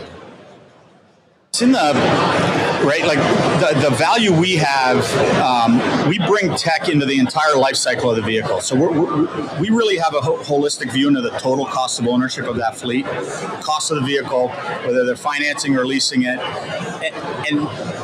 and we can act on the data in an intelligent manner, kind of addressing the broader policies of that organization and the goals they're going after. For example, it's pretty simple to identify underutilized assets with technology today. Hey, these vehicles are moving. Why? Now we have financial mechanisms to kind of, hey, we could sell that vehicle so it's not sitting there anymore. We could restructure financing in the background. Ultimately, at the end of the day, we're trying to control that total cost. So I think bringing that holistic picture, that's where we bring and drive value above and beyond just the data piece. Toza, you mentioned total cost of ownership. That is the lifeblood of every fleet thinking about their operations. A lot of conversations about EVs, and the big question is, what is the total cost of ownership of an EV? What does your data say? So I wish we had our consulting team, because I think I'd give you a straight number as the answer. There is a number out there, and I think everyone operates in a unique manner and an independent manner, but you're all of a sudden taking into account real estate, charging infrastructure. So EV is a completely different mindset and ballgame. I kind of compare fleet, right? Like you see a lot of logistics companies here in Class 8, transport operators, and then you see traditional fleet, which is, I'd call it the lighter duty fleets, right? And then EV is kind of like this third group of it's a completely different mindset on how and what you're managing and what the costs are to it. We recently just publicly announced a relationship with Waymo, which is an all EV, all autonomous fleet, and we're helping them manage all the boots on the ground in their vehicle fleet. So it's an exciting time. We think we differentiate ourselves by having access to broader EV companies and having that data come in-house and coming up with the life cycle cost models that are unique and independent from a traditional gas fleet. Yeah, I mean, EV makes complete sense in a small vehicle because the physics work better. Correct. When you get into the heavier vehicles, which are featured here, EV it's got a lot of attention, but the practicality of it is always the concern. Total cost of ownership, operation efficiency, operation dependency.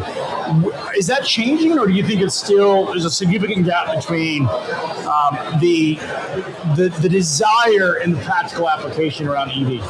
I believe there's a gap there. You're spot on with how you classified it, and I think the industry is beginning to realize that in the Class 8 space, it's a tremendous cost to get these, and it's really the downtime of the charging. It's a great driving experience. It's fantastic, and it's just, I think it's not there yet on the and the physical, having the physical charging infrastructure. Yeah, there's a lot. Yeah, I think it was a story about Werner had tried to do one of these out of Chicago.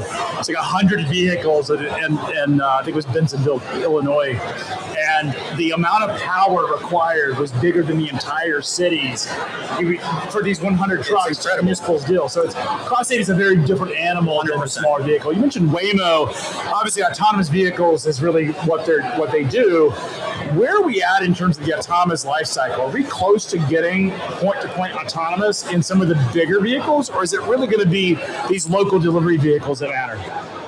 Like any of these products, I think it's going to evolve, right? You got to find that one and Waymo's found a great niche in what they're doing. And if you were to take a cab in San Francisco, Waymo, Uber, it's a flip of the coin which one you're going to take. But I think like anything, even the Class 8, like it takes scale and it takes time to get there.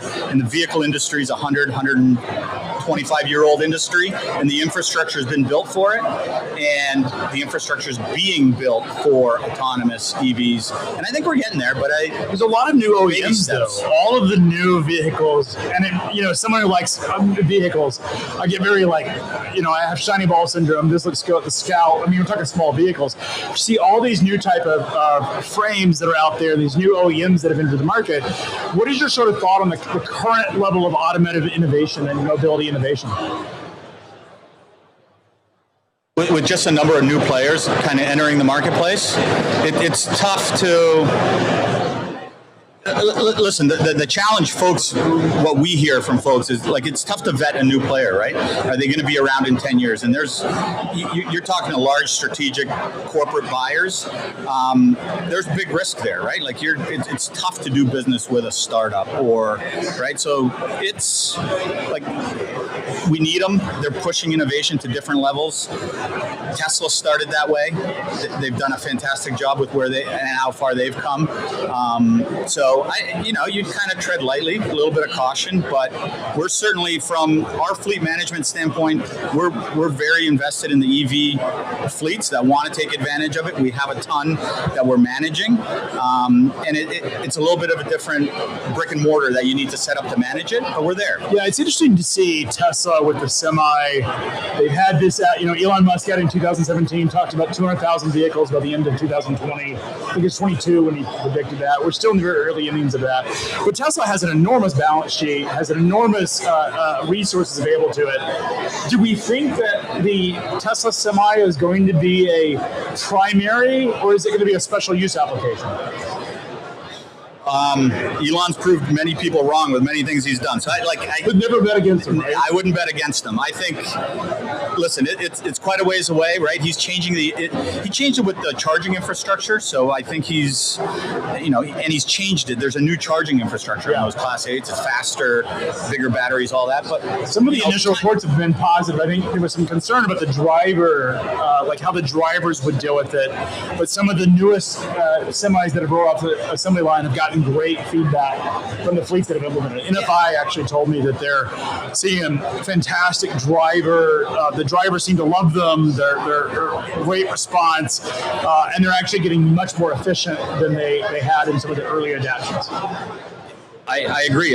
We've heard similar feedback from folks. I think people have been pleasantly surprised, and I think it takes innovation always to push us into different directions. Our partnership is an old school, I'd call it, fleet management company that's been around 100 years with someone that's brand new and kind of like a software as a service type space. It speaks to that, right? We're trying to evolve and keep up with the pace of technology, and we're headed there. So all this is good stuff. So a lot of technology, a lot of investment has been made in AI. And there's a question about a lot of the ROI in that is, people have had mixed, some have had great success, but others have had mixed success.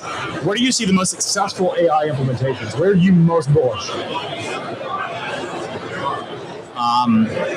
At Element, we've rolled out AI tools to our workforce. We're empowering people to make their own kind of use cases within their departments on hey, how does this make me individually more effective at what I'm doing and process more workload? Repetitive tasks, billing, auditing bills, that can all be AI now, and those are huge improvements when you're processing a lot of paperwork on our end.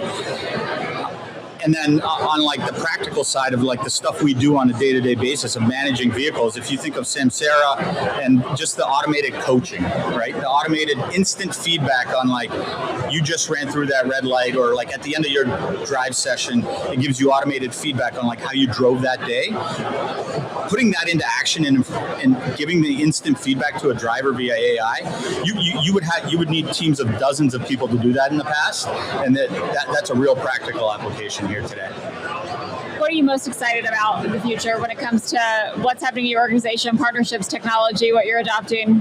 What are you like jazzed up about at night? Like what are you excited about? No, we're jazzed at the whole digital evolution, right? And where this is heading. I mentioned it before. I call it a 100-year-old industry fleet.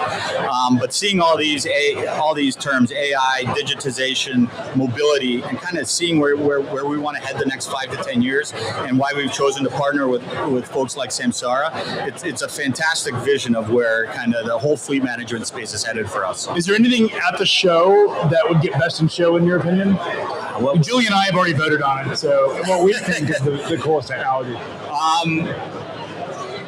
I loved their keynote this morning. I thought it was fantastic. And they were very jazzed and energized. I'm trying to think of a couple of the examples. I like the driver greeting. I know it seems simple, but the whole dual camera, don't need to bring your phone or tablet into the car, and someone is able to like immediately reroute you if you forgot something. That was cool. Or, like that's pretty. That's real. And like if you look at folks around the room and folks that are using trucks on a day-to-day basis, you're making an impact. I was a driver daily, and I had to send routing to a driver, which was always a pain. Like, take this route. It's really cool that you can send that to them over the air, and it instantly shows up.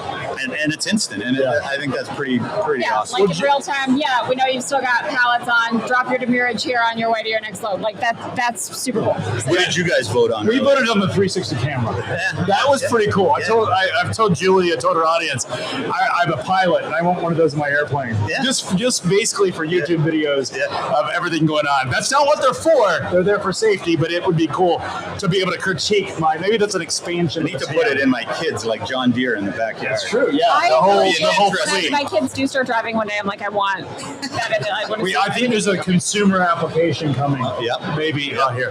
We'll be right back after these messages. Stay with us. We're going to be right back from Las Vegas talking about AI safety and what's happening around fleet innovation right here from Las Vegas. Race car drivers like NASCAR champion Jesse Love are a lot like commercial drivers, pros. But even the best in the world still watch the tape to see what they missed and get better next time. So we created the Samsara driving coach. Great race, Jesse, but you were following too closely and you were speeding. Okay, you got me on that one. Samsara uses insights from millions of professional drivers to coach drivers in real time. Because even champions need a coach. Give me the keys.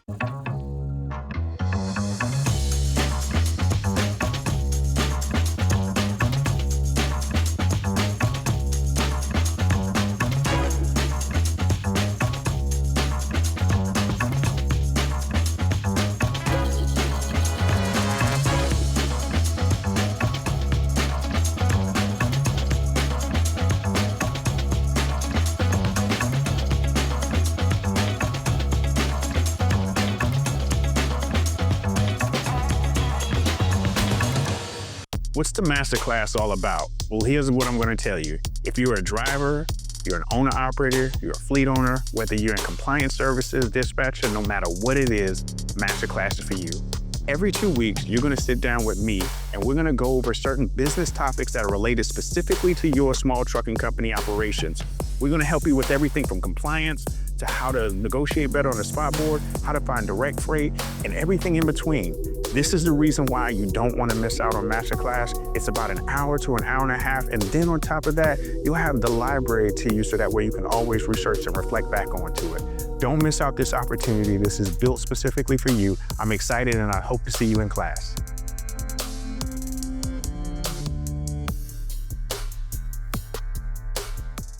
Imagine a world where your freight moves as fast as a digital pulse.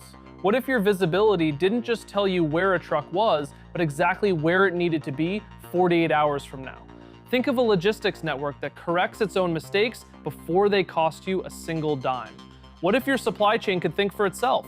Imagine AI agents negotiating rates in milliseconds, predictive models that solve labor shortages before they even happen. This isn't science fiction, it's the agenda. On July 15th at the historic Old Post Office in Chicago, FreightWaves presents the Supply Chain AI Symposium. We are defining in real time how AI is embedded into every mile, every warehouse, and every handshake. Because in 2026, the future isn't just coming, it's already negotiating. The FreightWaves Supply Chain AI Symposium. Secure your spot now.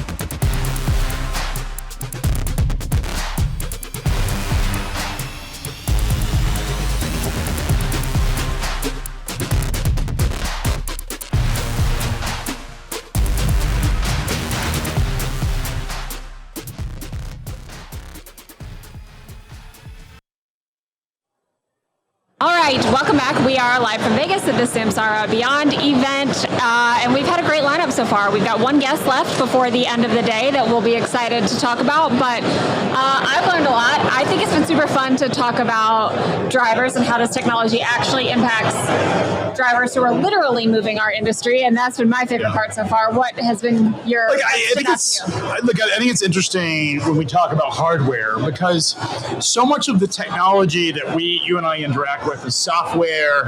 It's sort of, particularly when AI is sort of in the background, you can see the applications. But what's really cool about coming here is seeing the actual hardware that sort of drives it. These little tracking devices, the labels are really cool. You and I are enamored with this 360 camera that I absolutely am gonna. There needs to be a consumer application. The idea that you can put that on your kids. Oh my God, that would be amazing. I don't need the camera on them all the time, but when they're driving, I would like to have one in their car. Yeah. I want the tracking label on my kids. Stick it in their backpack. The tracking label, but the battery is 45 days. A new label. You just have to bring a new label in every day. So 45 days. I think what's cool about that is it connects to their mesh network. So anybody who has the Samsara devices can actually can transmit. So, yeah, so cool. I think that's really cool. But we've got a lot of equipment here. Again, this feels like we're at the ground center of a lot of innovation and American reindustrialization. I've said it, and of course, I'm super bullish on that. Yeah, I can't wait when we're done to walk around this expo floor a little bit and actually get up close to some of this construction equipment and the semis and the garbage truck and the school bus and do all of that. But I agree. So reindustrialization, it does feel exactly like that. I'm looking at a picture over here while we're talking of welding happening and manufacturing and steel beams going up. And I know that we've seen a bit of softening in the flatbed market as we think some of the AI data center build out has, the initial build out has maybe slowed as they'll move to the fitting phase, which will be more van, right? But I think flatbed's still going to remain with all of this other reindustrialization and manufacturing strong, and we'll wait and see with housing. But yeah, I think it's interesting because you do have the sort of relative softness in flatbed, but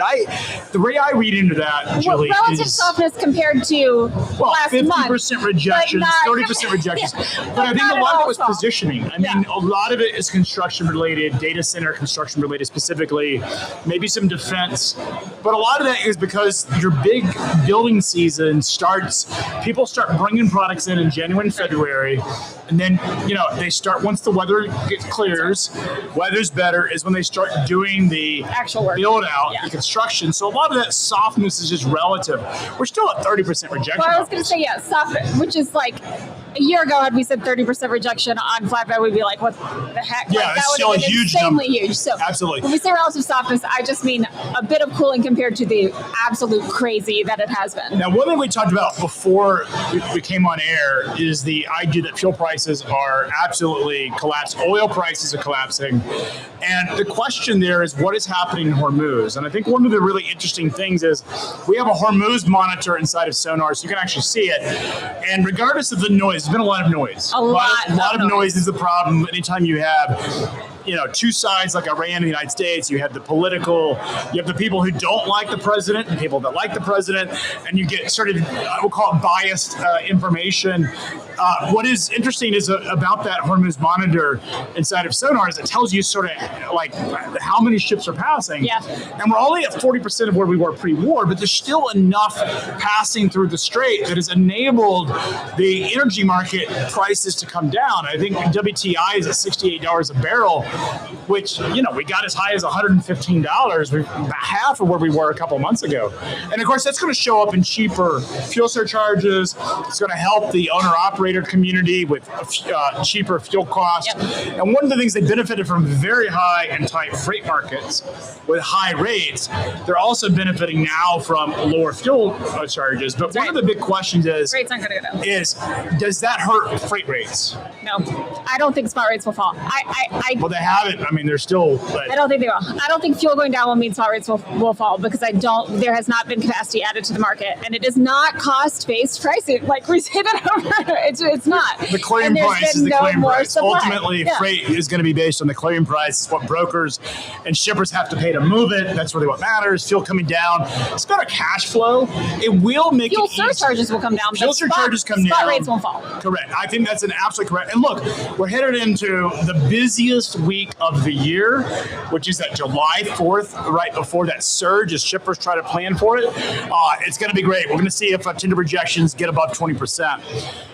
But we're here to talk about AI. We're here to talk about safety. We're right in the middle of what I have said is this is the epicenter of American reindustrialization. As I look out here, we got this big crane thing right beside us. That's cool. Yep. Your presentation, by the way, Julie and I were in the back. Let's give an intro. Welcome. Sorry, yes. Thank you. Thank you.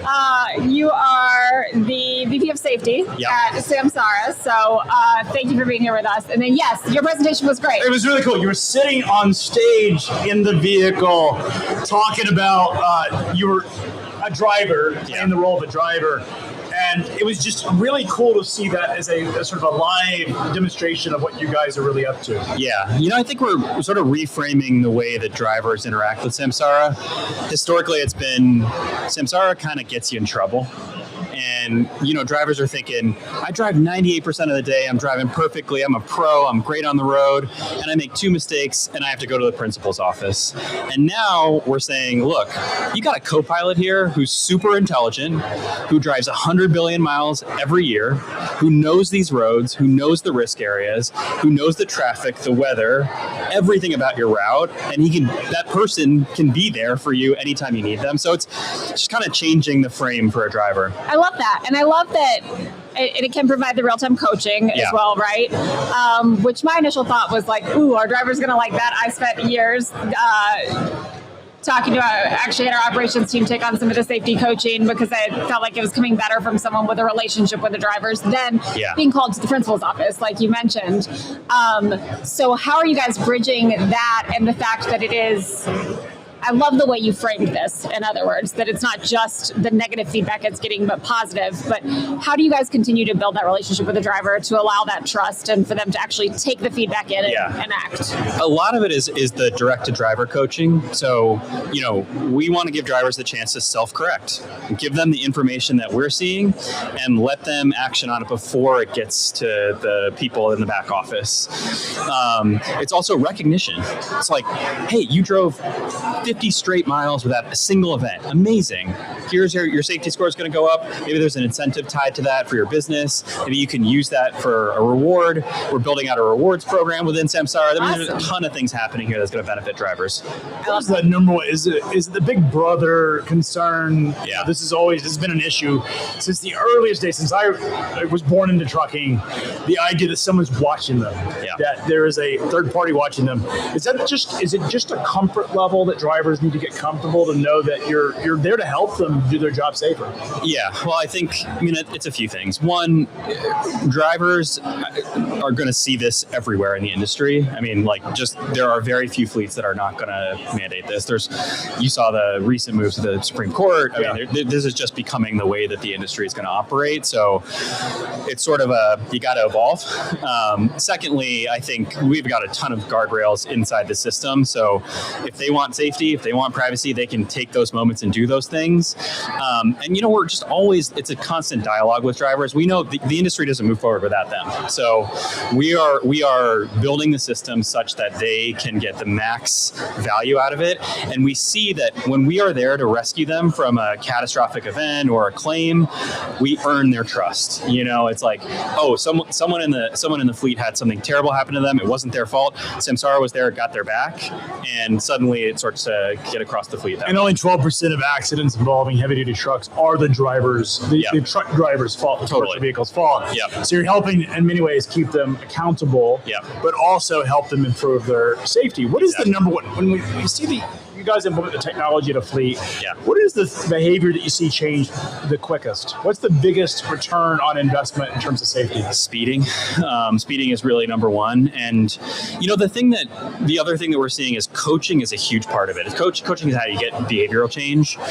And we've got some reports out recently where we look at all across the entire Samsara network, and you see that the top 10% of drivers, if you prioritize those 10% who are the ones who are driving the most safety events, they are the ones who are causing about a third of the crashes across the network. Top 25% drive about 2/3 of the crashes across the network. So it's like, if you're a safety manager, you don't have to, peanut butter your effort. You just focus on a few key areas. You can make a huge impact. Yeah. And speed is one of those. Yeah. Obviously, distracted driving is another. Yeah. Cell phones. How are you guys helping fleets deal with that? Yeah. So the other thing that we found is that these incidents in isolation all create risk, right? Speeding, mobile usage, distracted driving.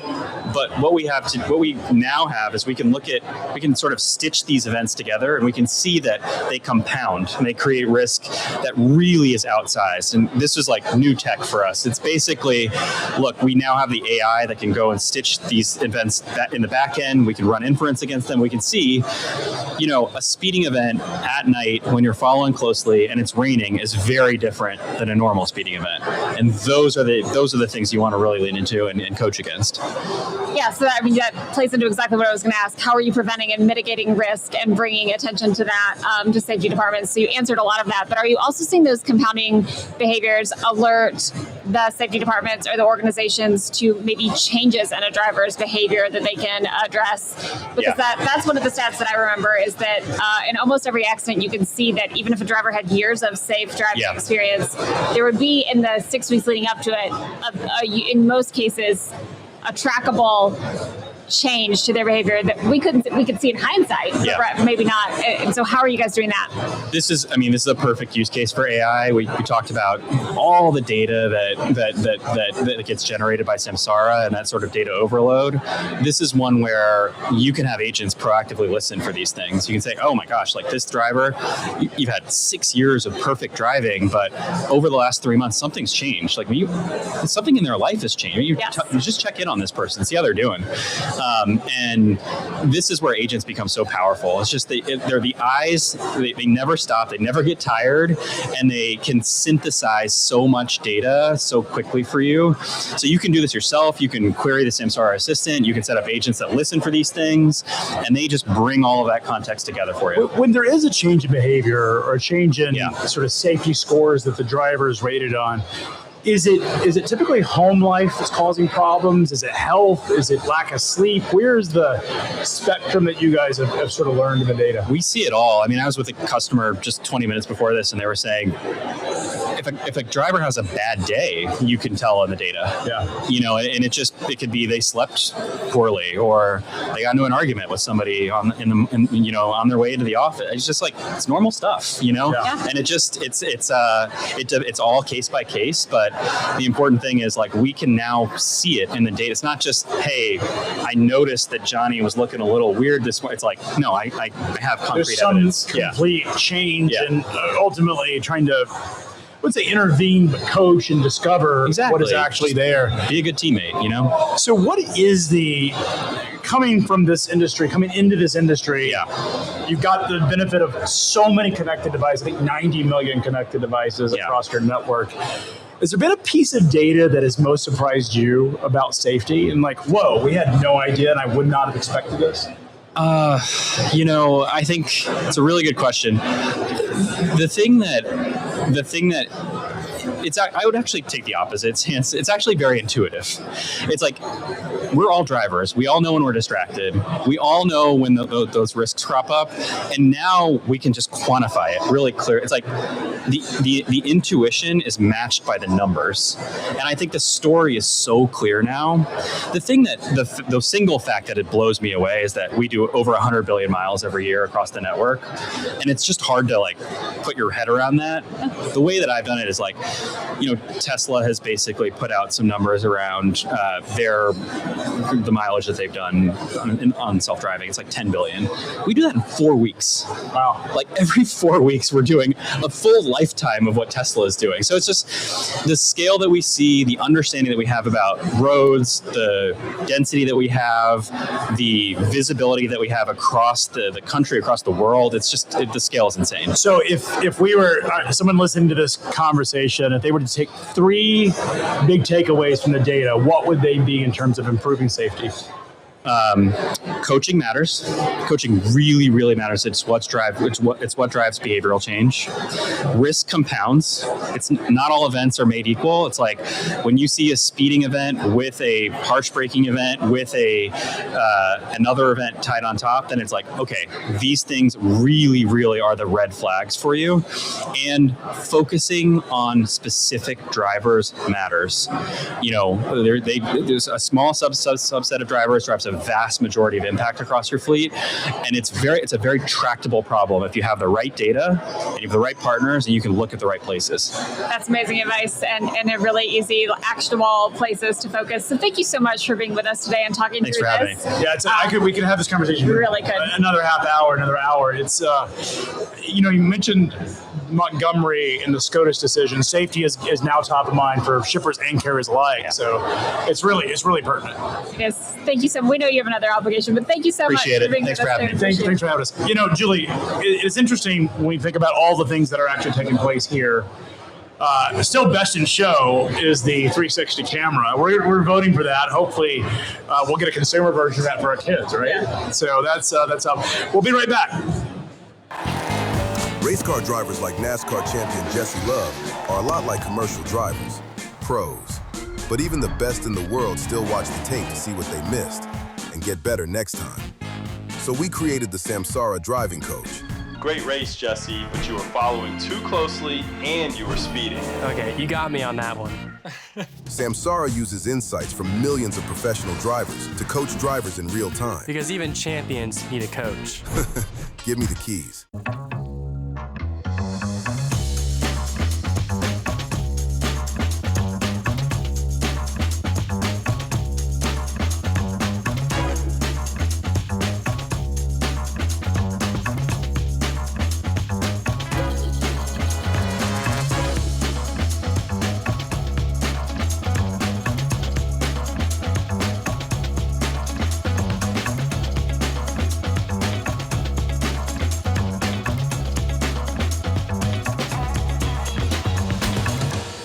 What's the masterclass all about? Well, here's what I'm going to tell you. If you're a driver, you're an owner-operator, you're a fleet owner, whether you're in compliance services, dispatcher, no matter what it is, masterclass is for you.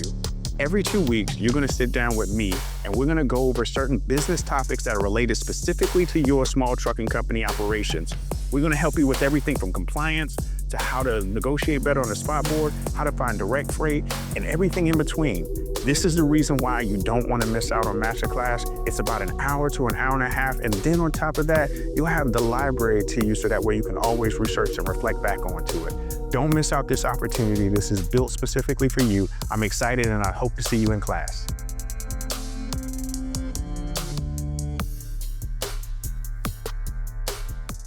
Imagine a world where your freight moves as fast as a digital pulse. What if your visibility didn't just tell you where a truck was, but exactly where it needed to be 48 hours from now? Think of a logistics network that corrects its own mistakes before they cost you a single dime. What if your supply chain could think for itself? Imagine AI agents negotiating rates in milliseconds, predictive models that solve labor shortages before they even happen. This isn't science fiction, it's the agenda. On July 15th at the historic Old Post Office in Chicago, FreightWaves presents the Supply Chain AI Symposium. We are defining in real time how AI is embedded into every mile, every warehouse, and every handshake. Because in 2026, the future isn't just coming, it's already negotiating. The FreightWaves Supply Chain AI Symposium. Secure your spot now. Huge thanks to today's OTR sponsor, again, OTR Solutions. They believe the right partner should know your business, understand your goals, and be there when it really matters. It's no accident that OTR boasts 4.7 stars on Google. They know that excellent customer support is at the center of every relationship. With responsive teams, industry knowledge, and a commitment to long-term growth, OTR gives customers more than service. It gives them a partner designed to help their business succeed. Learn more again with OTR. Welcome back to FreightWaves Today. It's been an amazing show here in Las Vegas. Julie, what did you gained from just being here? What did you experience? Well, I think the size and the scope of it surprised me a bit. I mean, this is a huge event and thousands of people. And yes. the keynote was, I would say, sold out. I mean, it was standing room only.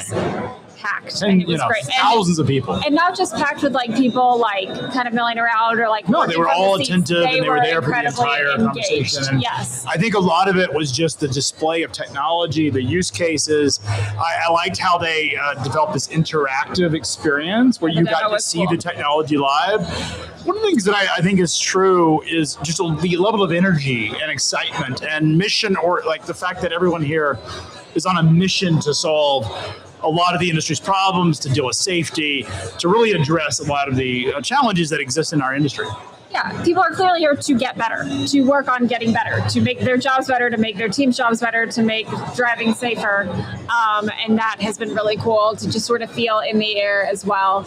I also will say that probably part of the reason why there's a little bit of excitement and the air feels a little bit better is the freight market is recovering. And so people are like, oh, maybe I can buy some new technology. Well, it is time to make investments. And I think, look, safety's never been more, I think, on the mind. The regulators are definitely talking about safety. It's getting, we're seeing so much focus on safety. I think one of the interesting things over the last couple of months, I think the interview that you guys did with the TCA president was probably the most interesting to me.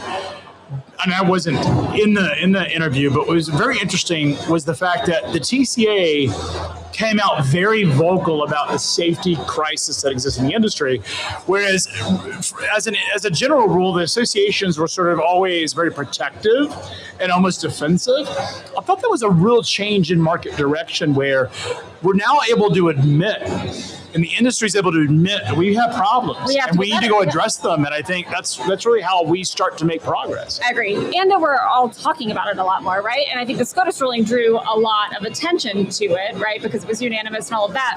But I agree. All of our conversations are talking about safety and how that continues to improve. And I honestly think fraud has gone hand in hand with continuing to make that continue to move that technology forward too, right? They sort of go hand in hand in that this connected vehicle, it can help mitigate fraud as well as other safety risks. I mean, look, I think the safety, security, and economic crisis that exists in our industry are all super related. There's no doubt that when we lowered the barriers to entry, and we allowed a lot of riffraff into the industry, what we saw was a collapse in freight rates because we had so much expansion, but we also saw a deterioration in the safety scores. And then we allowed bad actors, particularly organized crime syndicates, to come into our industry and cause substantial problems. It is why all these conversations are so important is because it enables us to have these honest conversations and look for solutions. Yeah, I agree. And I think that it also brings some community together. People are willing to actually share best practices among the industry because they're both problems we absolutely need to fight. Okay, this is a very serious conversation, so I don't want to belittle that. But I got to say, I love Vegas. Craig, you used the word befuddled and riffraff today. I probably, Vegas does keep you up all night. So it is part of it, yeah. So I've enjoyed that.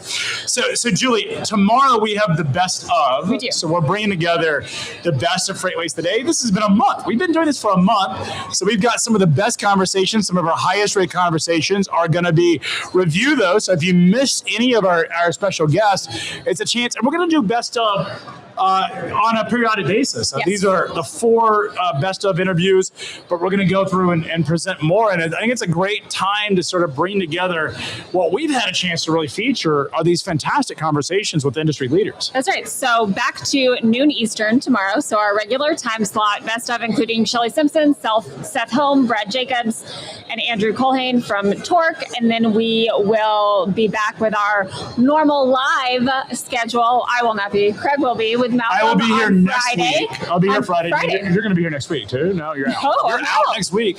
But I will be in studio next week, which it's going to be nice to get back. I've been out all week, so I'll be glad to be back in there. And what's been amazing about this is we get to hear about the technologies. And I would say the thing that I picked up from the show is it feels like our industry, AI, this intersection of AI and physical hardware, the things that we've been promised for decades. You've been in this industry for a long time. Things that we've been promised for decades, it feels like we're on the cusp of being able to solve for. I agree, of making AI actionable. Yep. And not just and all this for data, tech, but for operators. Correct. Yeah. Look, I think safety is obviously first and foremost in everybody's mind in our industry, and we're super excited to be a part of it. So come up tomorrow. We'll see you for the best of episode on FreightWaves Today.